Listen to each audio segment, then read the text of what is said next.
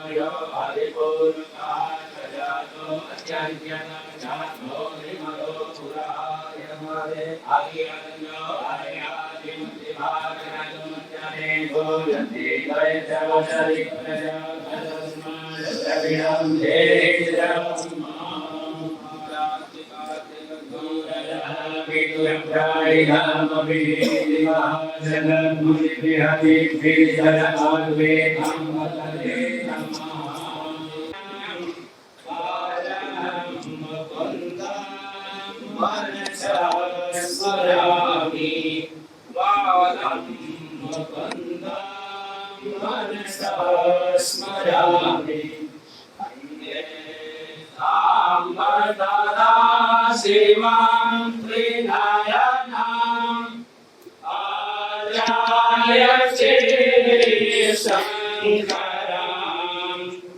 ज्ञानाद्वैतप्रचारकं चिन्मयम् तेजोमयं सद्गुरुम्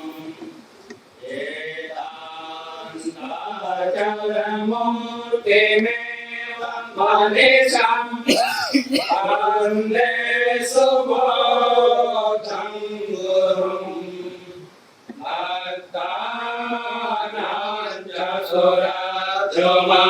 सुविदितं वन्दे गुरुं सादरं वन्दे गुरुं गुरु विष्णु गुरुदेवो महेश्वरः गुरु साक्षात् परब्रह्म तस्मै श्री गुरवे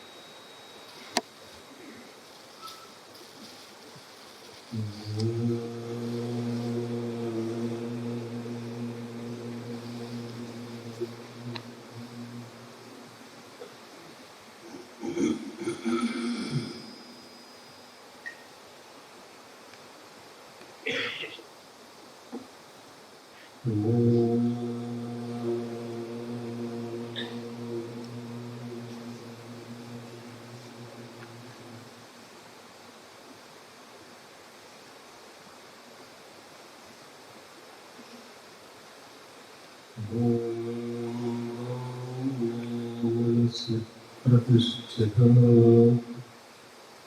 मनोचित्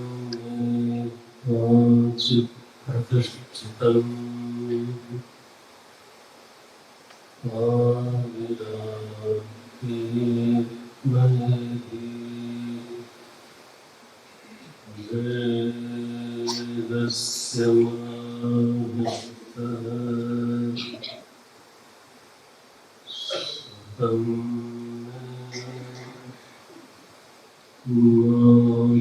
प्रहासे अनेन भीते Sanghavani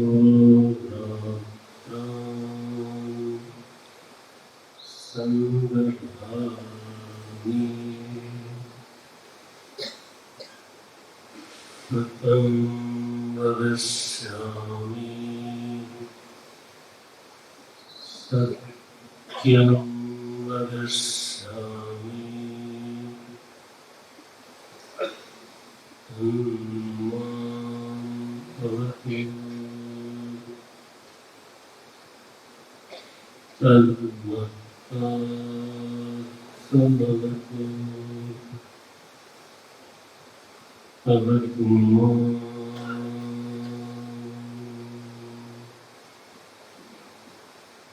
Avatma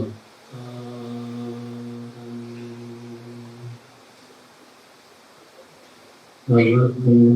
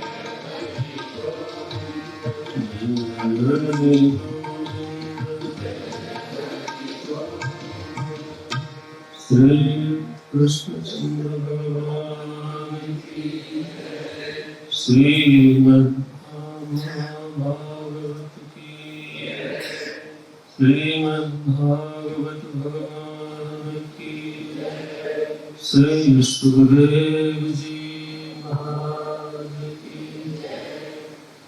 Sab Santan ki Sadgurunath Maharaj की मापति महादेव की जय जय श्री राम।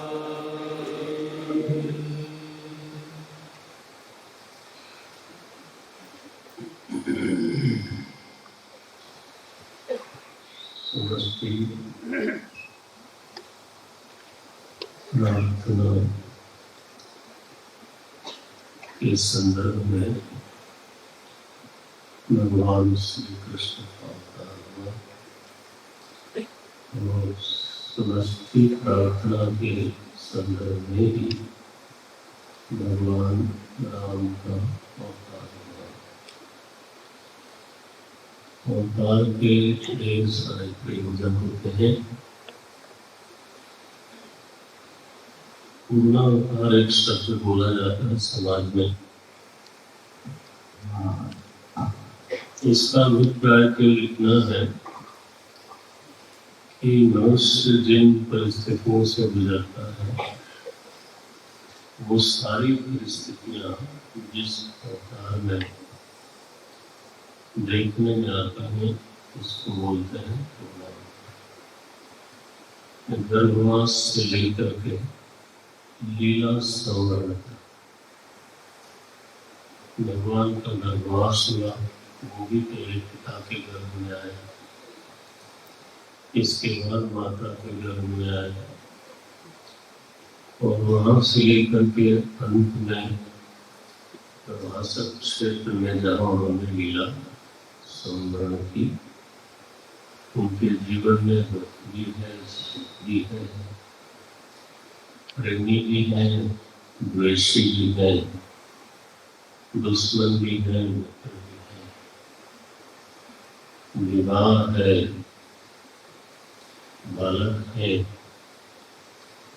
ऐसी कोई परिस्थिति मनुष्य नहीं बता सकता जो परिस्थिति अवतार काल में भगवान के जीवन में न आई हो। एक तो ये शिक्षा इसका उद्देश्य है कि अलग अलग परिस्थितियां जब हमारे जीवन में आती है तो कृष्ण भगवान की जो प्रतिक्रिया है, क्या वैसी ही प्रतिक्रिया हमारे जीवन में बन पाती है या नहीं। आदमी का मूल्यांकन उसकी प्रतिक्रियाओं से होता है।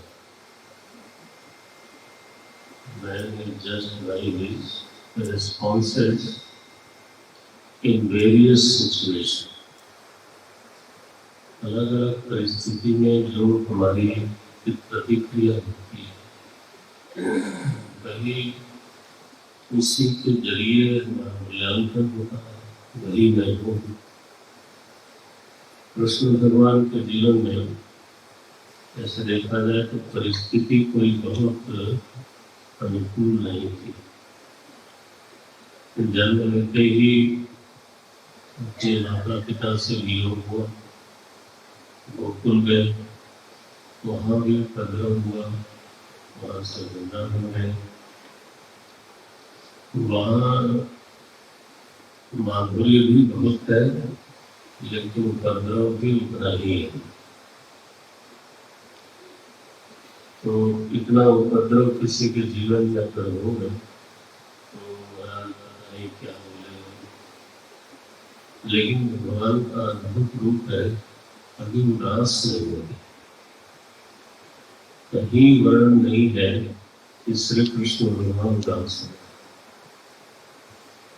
उनके मुख कमल पर कभी नलिनकारी हो, ऐसा कहीं भागवत जी में वर्णन। वहां से मथुरा बुलाए गए, आप जानते हैं किस लिए बुलाए गए? मारने के लिए बुलाए गए। फिर मथुरा में भी बहुत उपद्रव हुआ, जरासंध ने 17 बार आक्रमण किया और अंततः मथुरा को भी छोड़ना पड़ा, द्वारिका गए। आप जरा सोचें, इतनी प्रतिकूल परिस्थिति, इतनी चुनौतीपूर्ण परिस्थिति शायद ही किसी मनुष्य, मैं तो कहता हूँ शायद लगाना ठीक नहीं है, किसी भी मनुष्य के जीवन में नहीं है। इतने युद्ध, इतनी विषम जटिल परिस्थितियां, और अंत कैसा हुआ? उनका अगला ही वंश देखो आपस में लड़ के तो हो गया। ऐसा जीवन है श्री कृष्ण परमात्मा का।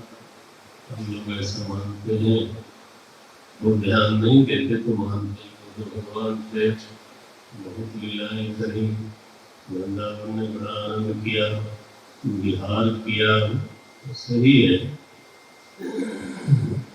विहार कर सकते थे इसलिए किया। हम लोगों को ऐसी परिस्थिति आ जाए तो विहार तो क्या हुआ, संघार कर बैठे।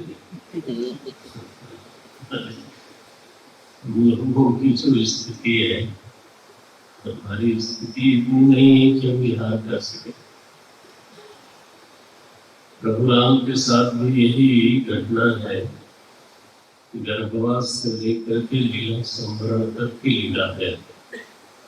वहां भी सुख है, वहां भी दुख है, वहां भी संयोग है, वियोग है, वहां भी विवाह है, विरह है। प्रायः मानव जीवन की सारी परिस्थितियां प्रभु राम के अवतार में देखने में आती हैं। तो जब हमें कोई परिस्थिति मिलती है तो हमारे लिए ये बहुत बड़ी प्रेरणा है कि जरा रामायण में चले जाए कि वहाँ कोई ऐसी परिस्थिति थी या नहीं थी। हम लोग भागवत में चले जाए कि वहाँ कोई ऐसी परिस्थिति आई थी कि नहीं आई थी। आई थी तो भगवान ने किस प्रकार से व्यवहार किया था, अवतार काल में उनका व्यवहार कैसा था और मेरा कैसा। हमें तो एक बार चलत सुगम नहीं भाई, करत चरित्र न अनभरत संस्कृति सागर सेतु। चरित्र करत न अनभरत, भगवान चरित्र करते हैं किस लिए? मनुष्य उनके पीछे किसी अवतार का एक तो प्रयोजन है, हम लोग संस्कृत में पढ़ते हैं, महाजनों ये सफलता। महाजन जिस मार्ग से जाते हैं, महापुरुष लोग जिस मार्ग से जाते हैं वही पंथ है। महापुरुष का महापुरुष तो प्रभु राम है, महापुरुष का भी महापुरुष तो भगवान कृष्ण है। ये न गतः, ये न मार्गेण स गतः स पंथाः। वो जिस मार्ग से गुजरते हैं, जिस तरह की प्रतिक्रिया करते हैं विविध व्यवहार में, वो हमारे लिए बिल्कुल सिद्ध मार्ग है, उसके पीछे चलना चाहिए। एक प्रयोजन तो यही है। एक जगह रामायण में लिखा कि भगवान का चरित्र और लीला सुनने से सागर पार जाता है।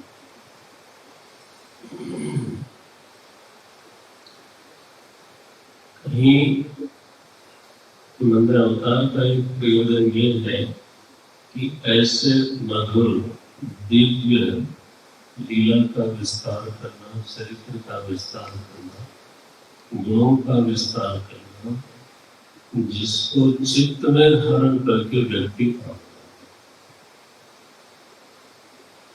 सुनत श्रवण पाई विश्राम,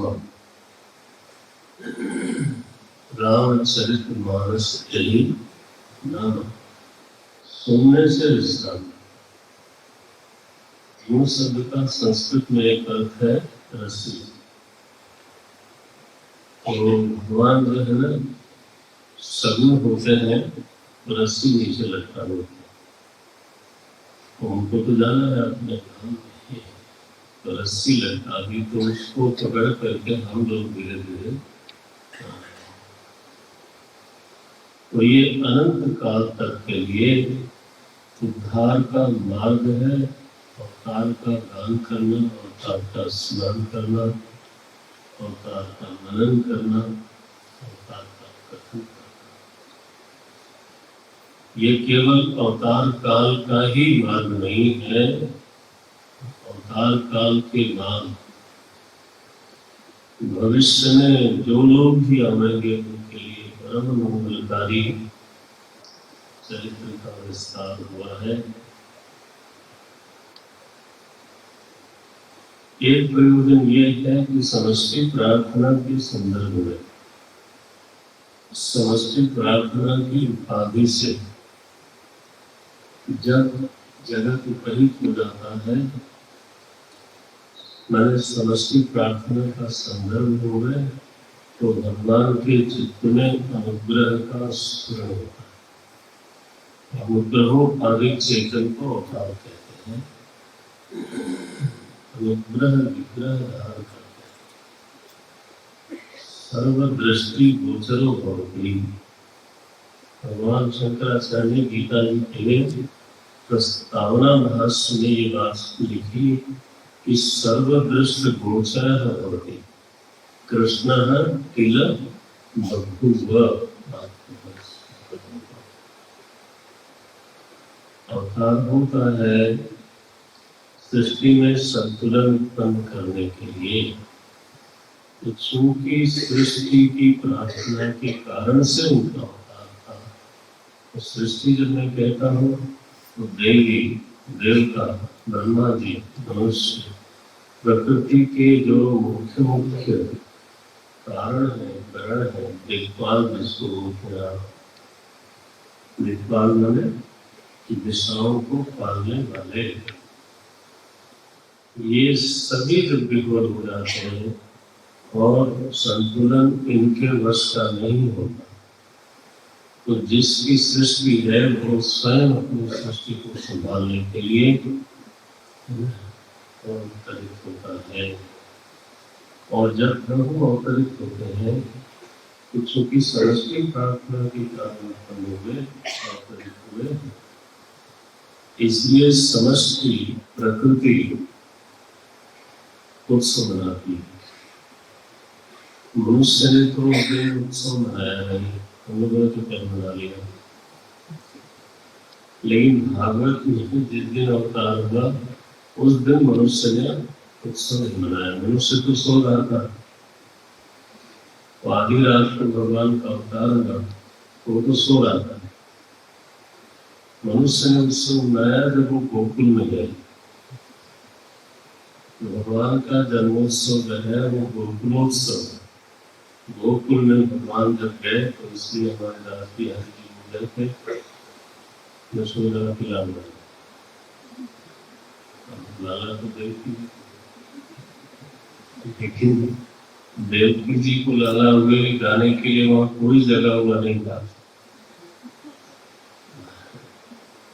तो सब लोग तो मना सो रहे थे, यहाँ तक कि जो द्वारपाल तो वो भी सो रहे थे। उनको बहुत कड़ी चेतावनी थी कि जगह रहना, नहीं तो तुम्हारा दर्द कर देंगे। वो सब भी सो रहे थे। भगवान का जब आविर्भाव होना था तब ब्रह्मा जी, भगवान शंकर, देवी देवता लोग कारागार में गए, वहां प्रसूति गृह में गए, वहां उनकी स्तुति करी। तो तुम्हीं की प्रार्थना कर आए। और अब जब उनका अवतार हुआ तो अवतार के पहले प्रकृति ने अपने आप को सजाया। जब यहाँ गुरुदेव आते थे तो हम लोग आश्रम को विशेष रूप से बरसक सजाते थे, साफ करते थे। तो रोज साफ रहता था, ऐसा कभी उनकी कृपा है, ऐसा कभी नहीं होता। लेकिन फिर भी जब आते थे तो हर कोने में मैं पैर साइन जाता। तो गुरुदेव का ऐसा था कि वो कहाँ जाएंगे आने के बाद ये कुछ तय नहीं था कि अपनी कुटिया में जाएंगे, ऐसा नहीं था। हो सकता है किचन में चले जाए, आते ही चले जाए, मंदिर में चले जाए, मंदिर के पीछे चले जाए, ऑफिस में चले जाते थे। ऑफिस के टेबल के नीचे हाथ लगा के देखते थे कहीं जला तो नहीं लगा। तो उनकी कृपा है, उनकी ट्रेनिंग है, तो अभी भी थोड़ा बहुत मेंटेन हो। तो हम लोग मैंने फिर सब होने के बाद भी बार बार खुद देख करके आश्रम को ठीक रखने का प्रयास करते थे, क्योंकि मालिका तो जब सृष्टि का मालिक आ रहा हो तो सृष्टि अतिरिक्त प्रयास करके अपने को सुंदर बनाकर प्रस्तुत करते। अवतार का एक बहुत बड़ा फल ये देखने में आता है कि अवतार मात्र से प्रकृति शुद्ध हो जाती है, निर्मल हो जाती है। ये मानो फिनोमिनल रियलिटी है कि गंगा शुद्धि का मंत्रालय ही बनाना पड़ता है, या हो सकता है पहले से बना के रखते हो, आने वाले में साफ रखना है। यहाँ लिखा है महाराज, ये बहुत दिव्य प्रकृति के द्वारा किया हुआ जो उत्सव है, पितृगतः उपरे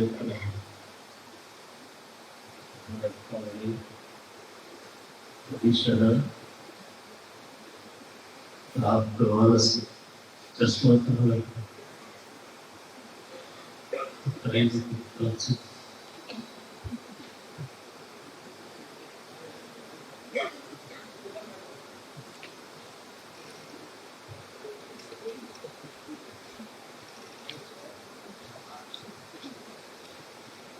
भगवान की कृपा ऐसी है। अच्छा, मेरी गोद में इसको बोलते हैं, गोद में छोड़ा तो गाँव भर ढिढोरा। वेदांत किसी बात को बोलता है प्राप्त से प्रत्यक्ष देखो दृष्टांत, पहले से ही प्राप्त था फिर प्राप्त हो गया।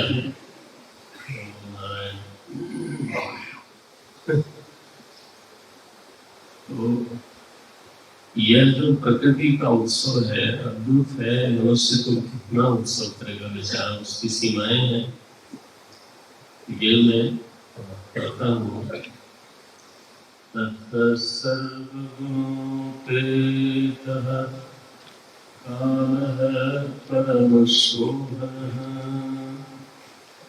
दसवें स्कंद के तृतीय अध्याय में अवतार हुआ। अवतार के पूर्व की स्थिति का वर्णन है। ये अद्भुत वर्णन है।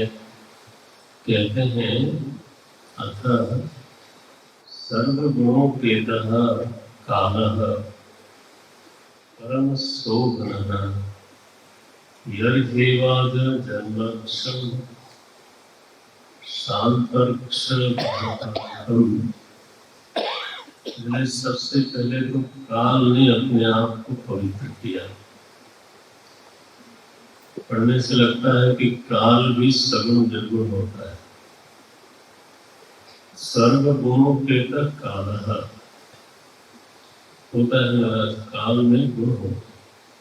किसी काल में आलस्य आता है, किसी काल में प्रसन्नता आती है, किसी काल में स्फूर्ति ज्यादा होती है, किसी काल में भजन करने का मन होता है और किसी काल में मनोरंजन करने का मन होता है। मैं विस्तार नहीं करता, आपने अनुभव किया होगा। तो इसलिए काल जो है परम शोभन सद्गुण संपन्न हो गया। लोगों ने पूछा तुम क्यों बन ठन रहे हो? काल से पूछा कि तुम्हें इतना मेकअप करने की क्या जरूरत है? बोले मुझे जब से मेरा जन्म, जब से मेरी उपस्थिति है, तब से लोगों ने कहा कि भगवान कालातीत है, भगवान कालातीत है। तो मैं तो जो है सोचता रहा बताओ मेरा क्या प्रारब्ध था कि भगवान से मेरा अलग ही रहेगा मामला। हमारे सिख संप्रदाय में भी हमने सोचा था नया नया संप्रदाय होना है, शायद वहीं हमारी गिनती हो जाए। तो उन्होंने सत श्री अकाल बोल दिया। वहां भी मुझे अकाल में डाल दिया होगा। लेकिन आज मैं दुनिया को बताऊंगा कि भगवान आ रहे हैं। कहाँ आ रहे हैं? काल में आ रहे हैं। भाद्र मासे अष्टम ज्ञान की कौ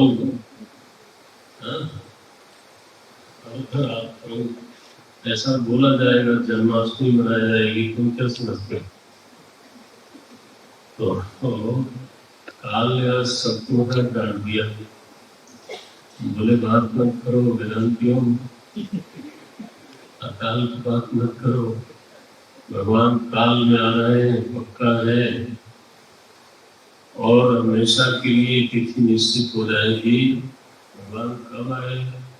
बोले भाद्रपद में आए, कृष्ण पक्ष में आए, अष्टमी तिथि को आए। तब अकाल बोलने की हिम्मत मत करना। इसलिए काल जो है वो अपने को सजाता है। सर्वगुणों के तथा कालः परम शोभनः। क्योंकि भगवान के जन्म का मुहूर्त हो रहा है। ग्रह तारे ये सारे काम के ही उपादान घटक हैं। शांतर्क्ष ग्रह कारकम, सारे ग्रह मुहूर्त नक्षत्र ज्योतिषी महाराज अपना पंचांग लेके बैठे हुए, तो सबसे शांत काल है।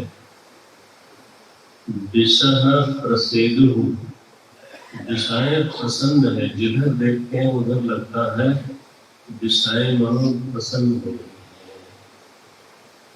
गगनम निर्मल उद्गणोदयः, तो गगन जो है तारे छिटके हुए, बिल्कुल तारों से भरा हुआ आकाश है। ध्यान देना, कृष्ण भगवान शुरू से ही टेढ़ी लीला करते हैं। हमारे भाई साहब सामने खड़े टेढ़े खड़े रहते। राम जी कभी टेढ़े नहीं खड़े, कृष्ण भगवान टेढ़े खड़े होते हैं।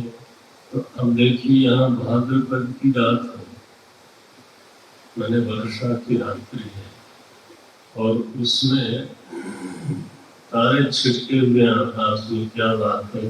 और अभी कहेंगे बादल गरज रहे हैं। ये दोनों एक साथ हो रहा है। दिशा प्रसेदु, आप ग्रंथ को देखकर बहुत ही मधुर काव्य है ये। साहित्य की दृष्टि से भी शायद ही इसके आसपास कोई साहित्य मिल जाए। दिशा प्रसेदु गगनम निर्मलोद्गणोदयम्, मही, यह जो पृथ्वी है बिल्कुल मांगलिक हो गई।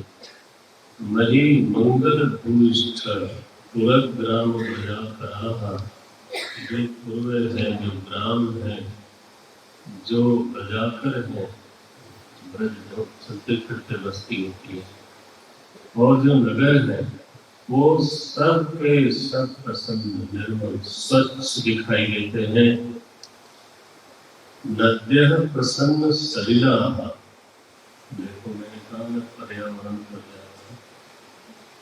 नदियां प्रसन्न होकर के निर्मल जल लेकर के बहती है, वहां नारायण उत्सव मनाया जा रहा है। हृदा जल रस्य, और नदियों में जहाँ हृद है, हृद में तालाब सा बन जाता है, जो भूमि पर भी तालाब है और नदियों में भी हृद बनता है।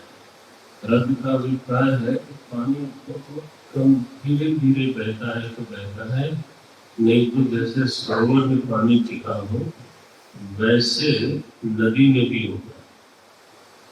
एक काली अनार जहाँ रहता था वो हृद था, हृद माने ऐसा एक रूप हो जाता नदियों में नारायण।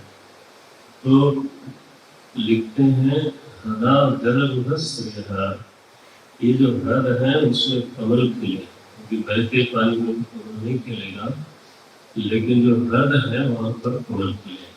जल रुहस्य, अब जरा सोचो जरा टेढ़ा पर, रात का समय में कमल खिले, ये तारे ऊपर छिटके हुए हैं, आकाश तारों से भरा हुआ है, रात्रि का समय है, और यहाँ नीचे प्रकृति ने कहा मालिक सब आ रहे हैं, आज नियम तोड़ो, आज ये सब पुराने वाले नियम नहीं चलेंगे, एक दिन के लिए छुट्टी। जल रुहस्य, और न केवल कमल खिले हैं, भोरे गुंजार कर विजालिकुल सन्नादः, ये जो भोरे हैं आधी रात की बेला में, जय जय, आधी रात की बेला में उस कमल पे गुंजार करते हैं। तब का वनराज है बभौ वायु सुख स्पर्श, ये वायु की शुद्धि है, जल की शुद्धि बताई, वायु की शुद्धि बताई, पृथ्वी की शुद्धि बताई, काल की शुद्धि बताई, दिशा की शुद्धि बताई। अब वायु के ऊपर आते, वायु सुख स्पर्श, वायु ऐसे बहती है कि स्पर्श में सुख लगता है, तेज नहीं बहती, गरम नहीं बहती, ऐसी है वो पुण्य गंध, पवित्र गंध लेकर के वायु संचार करती है।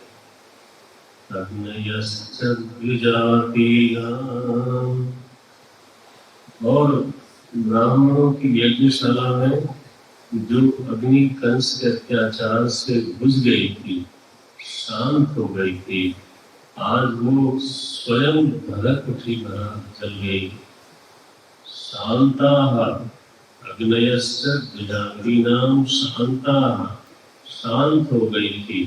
तत्र संयुंधत, फिर से यज्ञों में स्वाहा की ध्वनि सुनाई पड़ने लगी, वैदिक धर्म फिर से प्रज्वलित हुआ।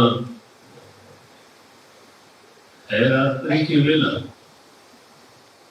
मनांस्यासन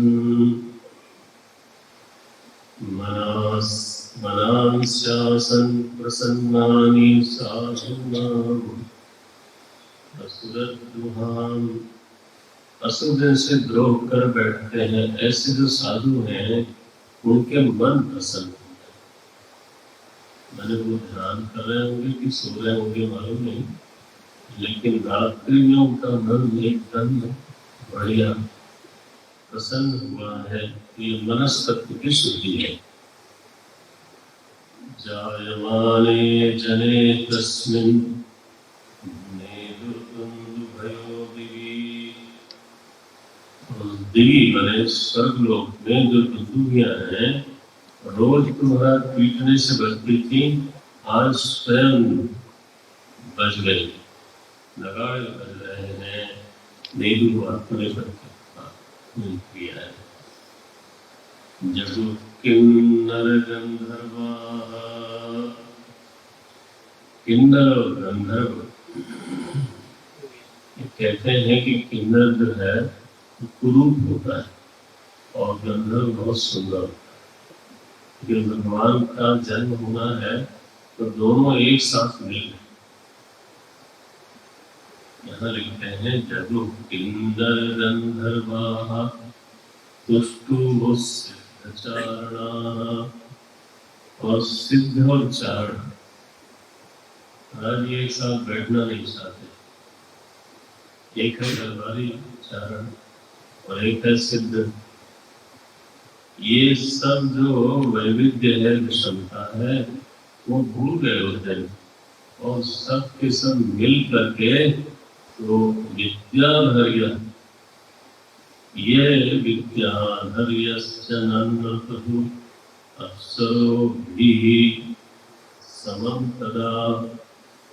ये महाराज एक दूसरे के साथ बैठना पसंद नहीं करते, बिरादरी अलग है, लेकिन आज के दिन सब मिल करके बजाते हैं, गाते हैं। ध्यान रहे उत्सव प्रकृति में हो रहा है, मनुष्य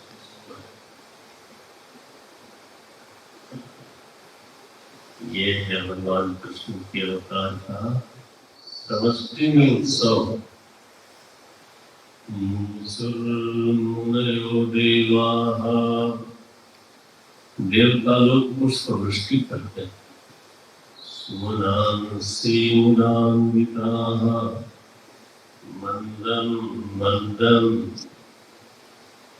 ये साहित्य देखो, मंदं मंदं जलधराः जगज्जुरं सागरं, दूर जाकर के सागर के किनारे जलधर जो है वो मंद जगज्जुर गर्जना करते हैं। लोगों ने पूछा क्या हो गया तुमको?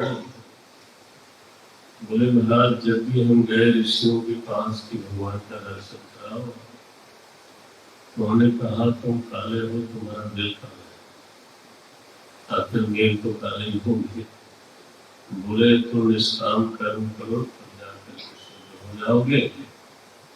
अनादिकाल से महाराज हम लोग निष्काम कर्म कर रहे हैं, समुद्र से पानी लेकर के बरसा रहे हैं, लेकिन जब देखता हूँ तो मैं काला ही होता हूँ। आज भगवान ने कृपा करी है, अब आगे से कोई मुझे काला नहीं कहेगा। कल रात में हरे बोल रहे थे, दोनों नंद यशोदा कोई कहानियां तो में ध्यान दिया कि बंद करता हूँ, लेकिन ध्यान तो वही है। दोनों नंद यशोदा गोरी, ये तो पार हो जाए मुझे। बोले ये क्या गड़बड़ है, आप भी गोरा माता भी गोरी, ये कहाँ से करीब आ गया? तो ये तो आज भगवान जो है हमारे बादलों का रंग लेके आए और बादलों का नाम भी पकड़ लेंगे, मेघश्याम बोलते हैं, घनश्याम बोलते हैं। आज से कोई रुलाना नहीं दे सकता, इसलिए हम खुशी मनाएंगे। क्यों नहीं मनाएंगे? लोगों ने कहा बच्चे को ना कान में झटका लग जाएगा, बोले डूब जाके मनाएंगे, मंदम मंदम, लेकिन मनाएंगे जरूर। मंदम मंदम जलधराः जगज्जुरं सागरं, निशीते तमं भूते जायमाने जनार्दने, देवक्यां देवरूपिण्यां विष्णुः सर्वभाषयः आविरासीत्। वैसे पूर्व दिशा से पूर्णिमा का चंद्रमा प्रकट होता है, सूर्य का प्राकट्य नहीं है, चंद्रवंशी है। चंद्रवंशी है भगवान, से पूर्णिमा का चंद्रमा पूरब से निकलता है। आविरासी यथा प्राच्याम दिशि, प्राच्याम दिशि में पूर्व दिशा में, इंदुरिव पुष्करः, भगवान ऐसे प्रकट हुए महाराज पूरे के पूरे, जैसे पूर्णिमा का चंद्रमा पूर्व दिशा से निकल रहा है, चारों तरफ चंद्रिका छिटक है। यह जो जन्मोत्सव है, इसमें नवद्रव्य की शुद्धि बताई व्यास जी ने। हमारे न्याय दर्शन में नवद्रव्य बताए। पंचमहाभूत है, दिक् तत्व है, काल तत्व है, मनस तत्व है और आत्म तत्व। ये न्याय दर्शन में नवद्रव्य है। यहाँ ध्यान से देखेंगे तो 9 के 9 द्रव्यों की शुद्धि बताई। मनांसी आसन प्रसन्नानी, मन की भी शुद्धि है, दिशा की भी शुद्धि है, काल की भी शुद्धि है, आत्मा की शुद्धि है और पंचमहाभूत की शुद्धि। भगवान के अवतार का एक महत् प्रयोजन ये होता है कि प्रकृति जन्म लेने मात्र से स्वस्थ होता है। इतना बड़ा प्रयोजन है अवतार का। महान अवतार हुआ तो हम कथा में प्रवेश करते हैं। अवतार हुआ तो भगवान को देखा, देवकी जी ने भी और वसुदेव जी ने भी स्तुति करी। अमद्भुतम बालकमं चैक्षणम। अब बताइए भला, जन्म लेते ही किसी की खिली खिली आंखें हो तो अद्भुत तो है ही है।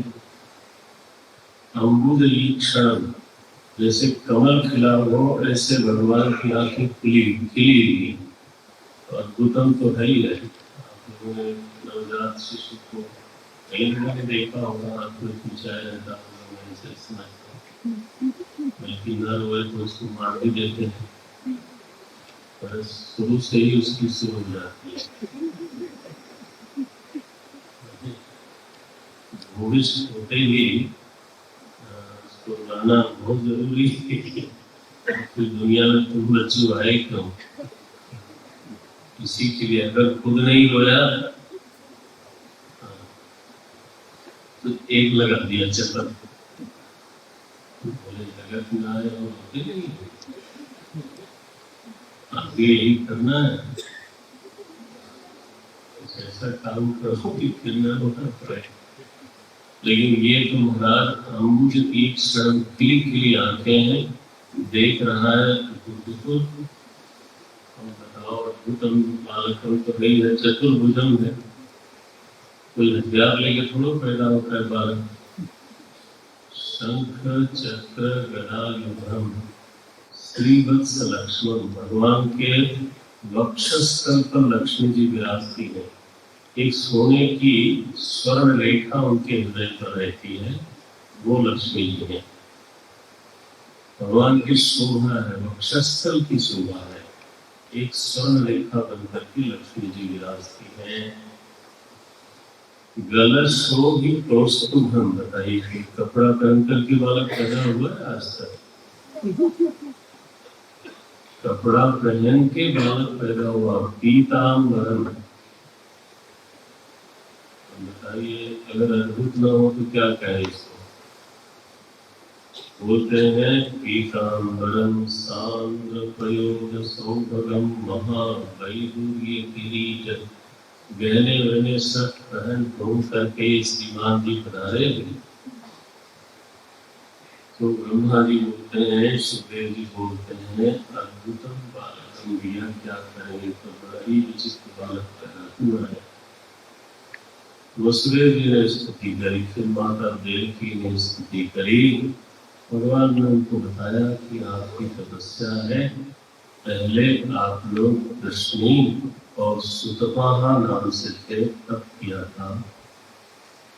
मेरे जो सरीखा उन्होंने पुत्र मांगा था तो मैं अब आया हूँ। अब ऐसा करो, आप हमें ले चलो गोकुल। वसुदेव जी जैसे प्रेत ने किसी को ग्रस्त रखा है, ऐसे वसुदेव जी को कृष्ण प्रेत ने ग्रस्त रखा है। कृष्ण ग्रह ग्रहीता, कृष्ण ने उनको ग्रसित कर लिया तो वो अपने में थे ही नहीं।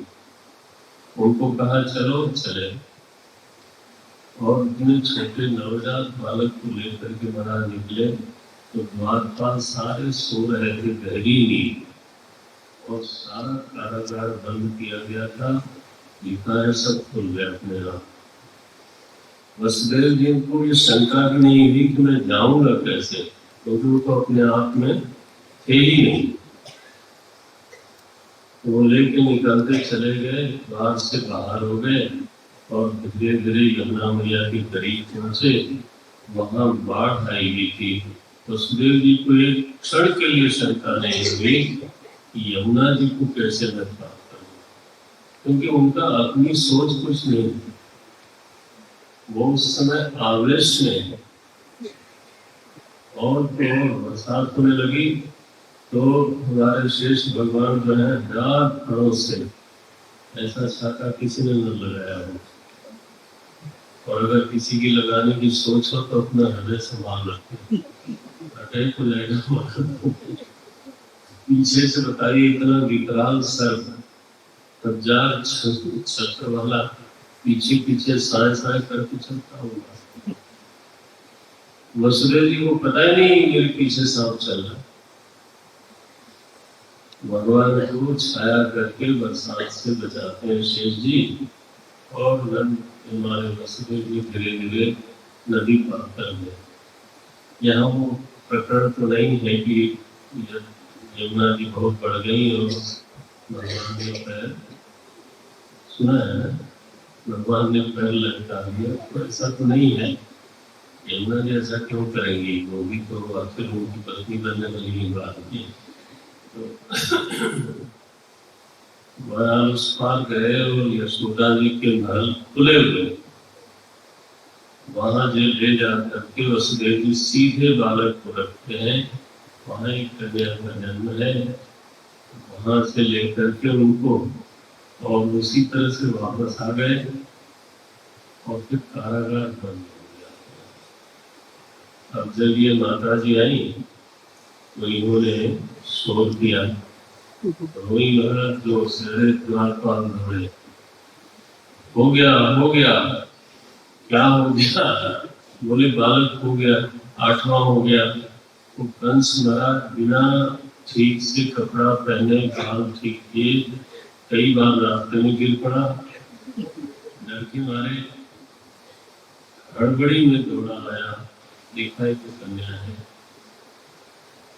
हमारे देवकी जी बार बार कहती है कन्या है, भाई साहब उसका वध नहीं करना चाहिए। उसने हाथ से छीन लिया, उसी पत्थर पे ले जाके जब पटका तो वो तो निकल गया। उन्होंने डांटा उसको, बोले दुष्ट, तुम्हें मारने वाला उत्पन्न हो चुका है, तुम क्या मासूम निर्दोष बच्चों को क्यों मार रहे हो? तुम्हें मारने वाला तुम्हारे हाथ में आया नहीं, वो उत्पन्न हो गया है। दोहराया, वापस आया तो देवकी माता और वसुदेव जी को वेदांत सुनाया। भैया आप पंचायत लोग हर जगह वेदांत में सुनाना, और एक बार वेदांत का मनन चिंतन होना चाहिए, अपने लिए उपयोग होना चाहिए, और अगर दूसरा भी जिज्ञासु है तो जरूर होना चाहिए। लेकिन अपनी किसी गलती को जस्टिफाई करने के लिए philosophy should not be used. उसको जब we use or misuse the philosophy to justify our wrong thing, तो उसको बोलते हैं आसुर वेदांत। तो ये सावधान रहना। यहाँ हिरण्यकश्यप ने भी आसुर वेदांत बोला है, और ये जो कंस है अभी जाके बोलते हैं, अरे बहन जी तो सब प्रारब्ध का खेल है, कौन मारता है, कौन मरता है। जो ये मानता है कि मैं मारा गया और जो ये मानता है कि मैंने मारा, बहुत लोग है ना, पढ़ते हो ना आप लोग, बहुत करुणा जानीतः नायम हंति। ये सब सुनाया मेरा दिव्य दिव्य श्लोक। यहाँ लिखा है यावत् हतोस्मि हंतास्मि। आप समझ तो मैं गीता जी बोल गया तो भागवत में नहीं है, भागवत में ऐसा ही है। और ये तो आपको भी बोला ही, आपको पढ़ना है क्योंकि इस तरह के उपदेश देना ठीक नहीं होता है। बाद में कहता है मुझे क्षमा कर दीजिए। तो वसुदेव जी ने और देवकी जी ने महाराज इतने उदार चरित्र हैं, क्षमा कर दिया। अरे हाँ हाँ, मेरा तो ऐसा ही है, ऐसा ही हुआ होगा। जाओ समय के। जब ये आया अपने राजमहल में डरा हुआ था, तो जो इसका दुष्ट मंत्रिमंडल था, क्या बोलते हैं उसको, चांडाल चौधरी, इनके मंत्री पहलवान था। क्या बोलते, जिसके मंत्री पहलवान हो उसका तो हो गया। फिर दिन भर कुश्ती लड़ेंगे, देश के बारे में सोचेंगे। ये मुस्टिक चारण कौशल ऐसे ऐसे मंत्री थे मेरा, बैठे सब अर्जेंट मीटिंग बुलाई गई, ऐसा ऐसा हो गया है। उनका महाराज देवता लोग आपसे डरते हैं, आप किससे डरते हैं? विष्णु से डर, विष्णु तो भाग गया आपके डर से। तो माया भी है, अगर खुल के अगर उसमें बल होता तो आमने सामने लड़ता। माया भी है, चढ़ाया महाराज, बोले कोई जरूरत नहीं है डरने की। इसके लिए अगर उसने, देवी ने कहा है कि तुम्हारा मारने वाला पैदा हो गया है, तो ठीक है, एक हम लोग कमेटी बनाते हैं, बालिका वर्ग कमेटी, बालक वर्ग, ये जो है इन्होंने एक कमेटी बना ली, उसके बड़े प्रबल प्रबल सदस्य बन गए और उसकी अध्यक्षा बनी पूतना। आज ये बाल वर्ग करने वाला एक पूरा समूह बना। और अब भगवान तो चले गए गोकुल में, अभी शायद कितने इस तरह के हैं। और उस समय ये पहुंची महाराज बिल्कुल लक्ष्मी वेश धारणी होकर के। कपड़े का भी बड़ा महत्व है महाराज, फर्स्ट इम्प्रेशन उसी से पड़ता है। तो इसने ऐसा बढ़िया मेकअप किया था कि गोकुल में अपने आप लोग रास्ता देते चले गए। पूतना को रास्ता भी आइए, मुझे लगता है कि देव लोग से पढ़ाइए, ऐसे करके चले और पहुंची सीधे यशोदा जी के भवन में। सब लोग हट गए, डांटा यशोदा जी को। अच्छा नहीं हुआ, अरे नहीं हुआ था भाई, उनको पालने नहीं आता, बच्चे को भूख लगी, भोज में लेकर के स्तन पान कराने लगी, विष लगा करके। आपको मालूम है जब पूतना का वध किया, इसमें विशेष बात ये देखने में आती है, भगवान ने पूतना को पकड़ा तो छोड़ा नहीं, तो मार ही डाला। फिर वो गिरी जब, महाराज जी कभी ऐसे बोलते थे कि उसका विष चूस लिया, उसके दुष्ट संस्कार चूस लिए। वो गरल लेकर के आए थे ना, तो गरल चूस लिया जब, वो अगर बन गई, तो गिरी आगरा में। आगरा नाम इसलिए पड़ा क्योंकि अगर हो गई थी उसको, विषहीन होकर के गिरी थी, तो वो तो वन था, कोई शहर नहीं था। 7 वन थे वृंदावन की, वृंदावन के आसपास सारे वन ही वन थे। वहां गिरी राज कहते थे इसकी अलके वहां गिरी जा करके अलीगढ़ में।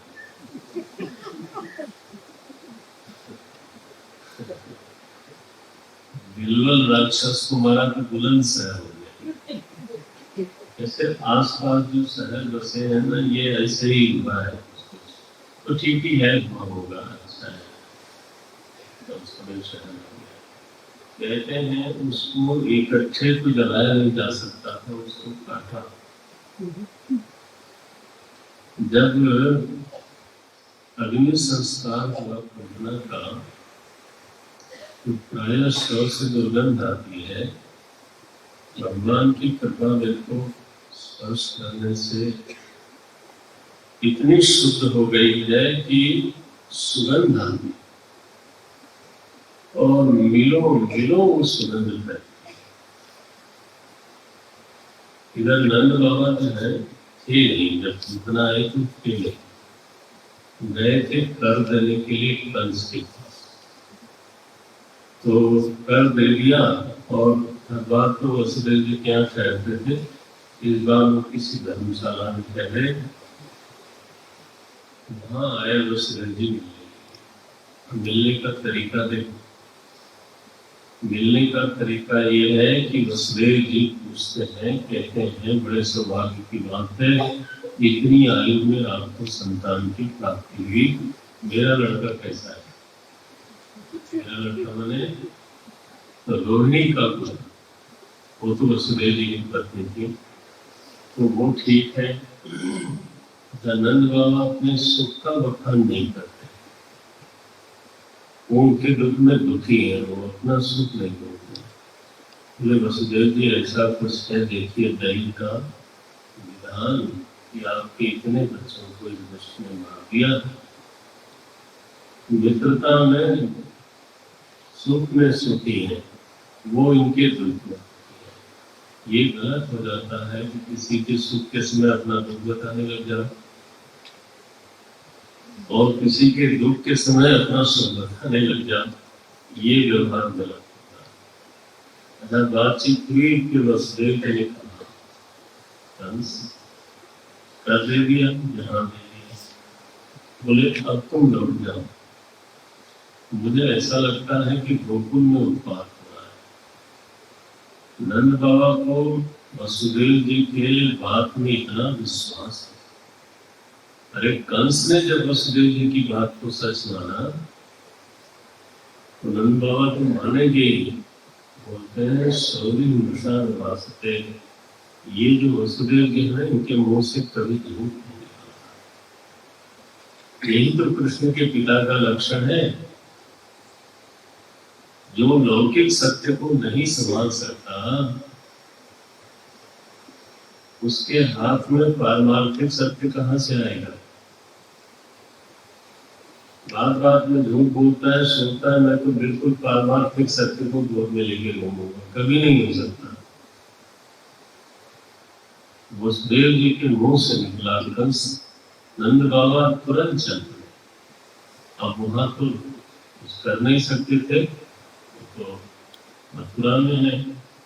एक भक्त का मन है, देखो जब अपने बस की कोई बात नहीं होती है तो उस शरण में चला जाता है, मन घबराता नहीं। हरिशरण ऐसा जब करते हुए आगे बढ़े, ये भक्त की मनोवृत्ति है। हम जो अभक्त लोग हैं कुछ कर भी नहीं सकते, घबराएंगे, चिंता करेंगे, दिमाग खराब करेंगे। भक्त ये है कि अगर मेरे करने का है तो मैं कुछ करूंगा, नहीं करने का है भगवान की जैसी इच्छा हो वैसा होगा। महाराज ऐसा करते हुए जब वो पहुंचे गोकुल के करीब तो उनको सुगंध आई। उन्होंने कहा ये कौन सी ब्राह्मण की अगरबत्ती है, इतनी दूर तक सुगंध आ रही है, क्या बात है? देखा तो वहां उतना जलाई जा रही थी, तो उन्होंने कहा देखो वसुदेव जी ने कहा था बात सच निकली, कभी उनकी बात गलत नहीं निकलती। करीब 40 अध्याय है जो वृंदावन में भगवान ने उठाया। जो 10वां स्कंद है ये सबसे बड़ा 90 अध्याय का स्कंद है। इसमें 39 अध्याय तक भगवान वृंदावन रहते हैं और फिर वो मथुरा जाते हैं। 11 अध्यायों में मथुरा की कथा है, करीब 39 अध्याय में है वो वृंदावन की कथा है, और सबसे ज्यादा जो कथा है वो है 40 अध्याय वाली, वो है द्वारिका में। भगवान कृष्ण की लीला 3 जगह पर प्रधान रूप से हुई। गोकुल वृंदावन को एक कर दो, मथुरा में करीब 11 अध्याय तक कथा है, कंस वध आदि की कथा है, और फिर जब वो जाते हैं द्वारिका, तो द्वारिका हस्तिनापुर, द्वारिका हस्तिनापुर और तरह तरह के बहुत जगह विवाह इत्यादि का जो कार्यक्रम हुआ, तो वो करीब 40 अध्याय है। इस तरह से 90 अध्याय का ये प्रकरण है। वृंदावन में जो लीला करी है उसको थोड़ा संक्षेप बनाएंगे। उसमें लीला के 2 महत्वपूर्ण आयाम हैं। एक तो भगवान की लीला में माधुर्य बहुत है, इतना माधुर्य है कि मुग्ध हो गया पूरा वृंदावन उनके ऊपर। जो लीलाएं करी हैं उसका ऐसा ही दिखाई देता है, बल्कि पढ़ने से ऐसा लगता है कि भगवान में आसक्ति हो जाए। दूसरा वर्ग उन्होंने शकटासुर कर दिया। भगवान जो है उनको, यशोदा जी ने भगवान को ठीक ठाक से तेल लगा के, उत्तम लगा के, टीका लगा के तो बैलगाड़ी के नीचे सुला दिया। और उस दिन कुछ उनका 3 महीने बीता था। हुआ ये था कि कृष्ण भगवान ने करवट ली थी अपने आप। यही बड़ा चित्र है, एक एक चेष्टा का उत्सव मनाया जाता है। आज भगवान ने करवट, यशोदा जी ने देखा कि ये तो अपने आप ही घूम गए, मेरी बिना मदद के, वे आज उत्सव पूरे गोकुल को बुलाया, खान पान सब व्यस्त हो गए लोग। ये बैलगाड़ी के नीचे, बैलगाड़ी के ऊपर था दही, दूध, माखन। इसको बोलते हैं जड़वाद। जड़वाद क्या है? चेतन नीचे, जड़ ऊपर और जड़ के ऊपर आनंद। ये बहुत गड़बड़ है भैया। चेतन को ऊपर करो, नहीं, दूध, दही, घी, मक्खन सब ऊपर। किसके? बैलगाड़ी की, माने जड़ के। ये हमारी बुद्धि का सकटासुर है। हम मानते हैं कि जो सुख है, आनंद है, वो जड़ में है, और चेतन को क्या करना, कहीं गया तो चेतन को दबा देते हैं। महाराज जड़ोन्मुखी वृत्ति होती है, तो अध्यात्म ये सकटासुर है। भगवान ने कहा ऐसा होना नहीं चाहिए भाई। हमारी लीला भूमि में, चित्त हमारी लीला भूमि में, उन्होंने पैर उछाला और सारी बैलगाड़ी चलना शुरू हो गई। दौड़े हुए लोग आए, आवाज बहुत हुई ना, ये कैसे हुआ, ये कैसे हुआ। छोटे छोटे बच्चे खेल रहे थे, बोले इसी का पैर अचानक ऊपर चला गया था।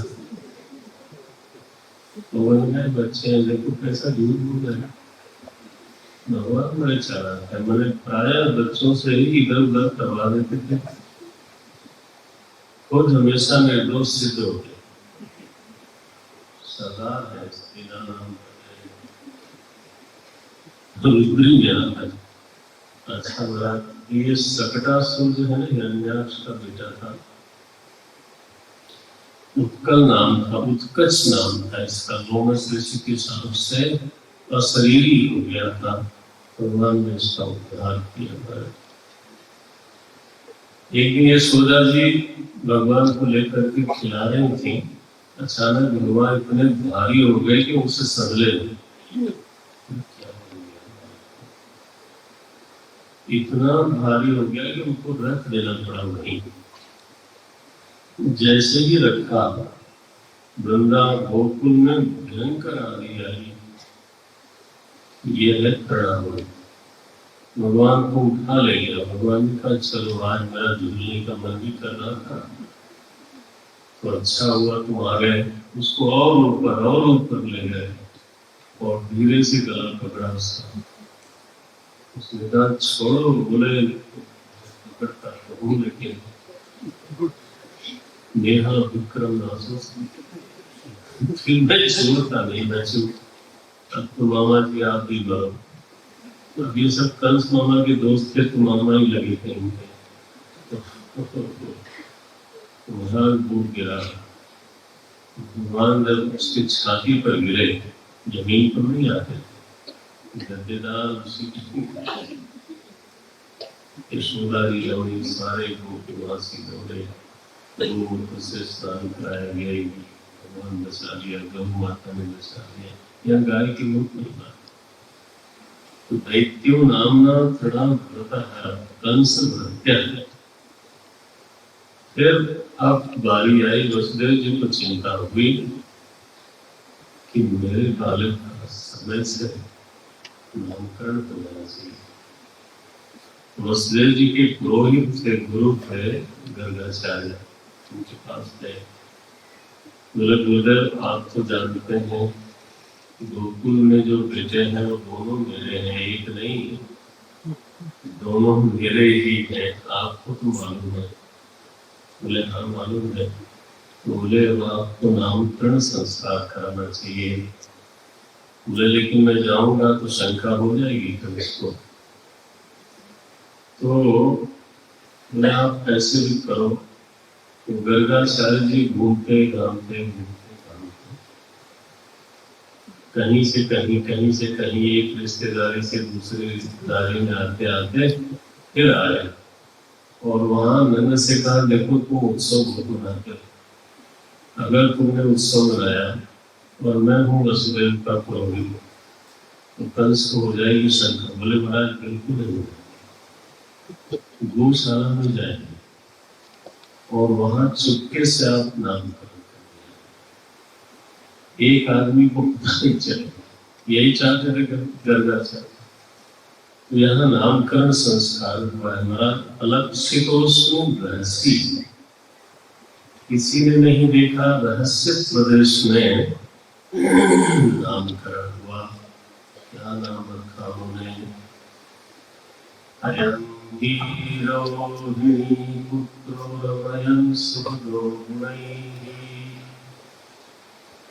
ये राम कहलाएंगे। जो रोहिणी पुत्र हैं ये राम कहलाएंगे, क्योंकि लोगों को अपने गुणों से रमण कराएंगे और बड़ा विख्यात में बल बहुत है, इससे एक नाम उनका बल होगा। तो उन्होंने जोड़ दिया बलराम। ऐसे दो नाम लगे, राम और बल। और अपने संबंधियों को खींच करके रखेंगे, आपस में जोड़ के रखेंगे, इसलिए इनका तीसरा नाम होगा संघर्षण। अच्छा, अब ये जो रोहिणी की गोद में काला काला है, बड़ा उल्टा लेकर बैठी थी। यशोदा जी की गोद में बलराम जी और रोहिणी की गोद में कृष्ण भगवान। बोले देखो ये जो रोहिणी की